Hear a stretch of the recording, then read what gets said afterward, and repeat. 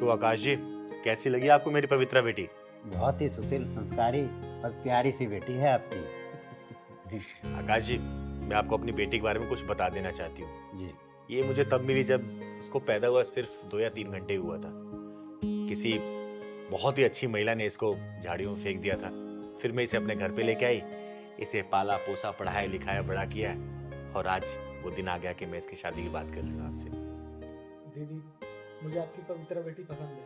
मैं इससे शादी करके धन्य हो जाऊंगा। इतना उतावले नहीं होते बेटा, कोई भी फैसला जल्दबाजी में नहीं लिया जाता। पवित्रा बेटी, तुम्हें मेरा बादल बेटा पसंद है? बादल बेटा, आपको मेरी पवित्रा बेटी कैसी लगी? बहुत अच्छी लगी दीदी। अरे बधाई हो आकाश जी, लड़का लड़की एक दूसरे को पसंद कर रहे हैं तो पंडित जी को बुला के दोनों कुंडलियां मिलवा लेते हैं और शादी की डेट फाइनल कर देते हैं। अरे इन दोनों की कुंडली मिले ना मिले, लेकिन हम दोनों की तिजोरियों की कुंडलियां तो मिलनी जरूरी है। आकाश जी, अब कहना क्या चाहते हैं? मैं कुछ समझी नहीं। चिंगारी जी, मैं ये कहना चाहता हूँ कि पवित्रा के माँ बाप का कुछ पता नहीं, जाति पाति का कुछ पता नहीं। कल को बारात आएगी तो बारात में कहेंगे कि किन्नर के यहाँ शादी में आए हैं, तो उनका मुंह बंद करने के लिए अपनी तिजोरी का तो मुंह खोलना ही पड़ेगा ना। तो आकाश जी, आपकी तिजोरी का मुंह कितना बड़ा है? क्या क्या डालना पड़ेगा उसमें? काफी समझदार है चिंगारी जी हम। धन्यवाद धन्यवाद। पापा, मुझे तो वो वाली कार चाहिए जो मार्केट में बहुत चल रही है ना, इलेक्ट्रॉनिक वाली, पंच। पंच? चिंगारी जी, ये तो इसकी डिमांड है। तो आप भी बता दीजिए, आपकी क्या क्या डिमांड है? पवित्रा बेटा, मैं बात कर रही हूँ ना। आकाश जी, निसंकोच होके बताइए जो जो आपको चाहिए। अरे लड़की वाले हैं हम, तो लड़कों वालों की डिमांड तो पूरी करनी पड़ेगी ना। बताइए बताइए आप। ज्यादा कुछ नहीं चिंगारी जी, आपकी हैसियत के हिसाब से बोलूंगा। मेरी हैसियत के बारे में मत सोचिए आप अपनी हैसियत बताइए। बोलिए क्या चाहिए आपको?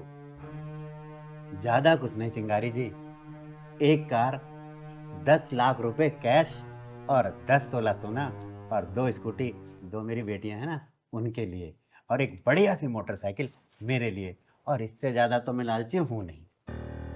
हाँ चिंगारी दीदी, पापा सच कह रहे हैं। हमारे पूरे खानदान में लालची तो कोई है ही नहीं। और कुछ डिमांड है आप लोगों की? देखिए कुछ रह गया होगा। दीदी, वो मुझे और पापा को रोहिणी में एक 3 BHK का फ्लैट पसंद आया है। बस आप उसकी पेमेंट करवा दीजिए।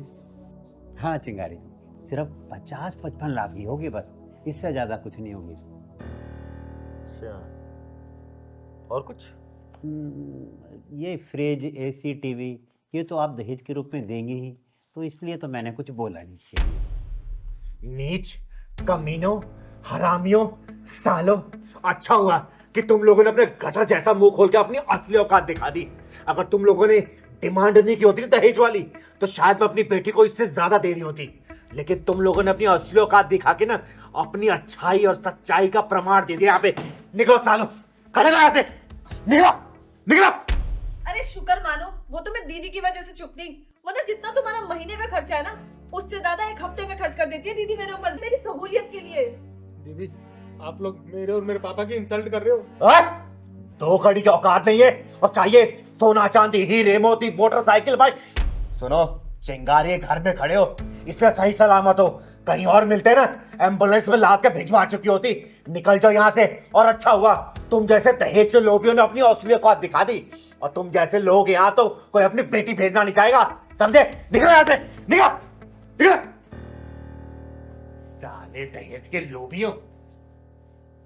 दीदी, मैं तो पहली बार में डिमांड सुन के मना करने वाली थी, लेकिन आपने ही चुप कर दिया। बेटा, मैं तो इनकी असली औकात देखना चाहती थी, इसलिए मैंने इनको बोलने का मौका दिया, और अच्छा मैंने लोगों अपनी असली औकात दिखा दी। साले दहेज के लोभी कहीं के। नमकीन बिस्किट भी खराब हुआ है लोगों के चक्कर में।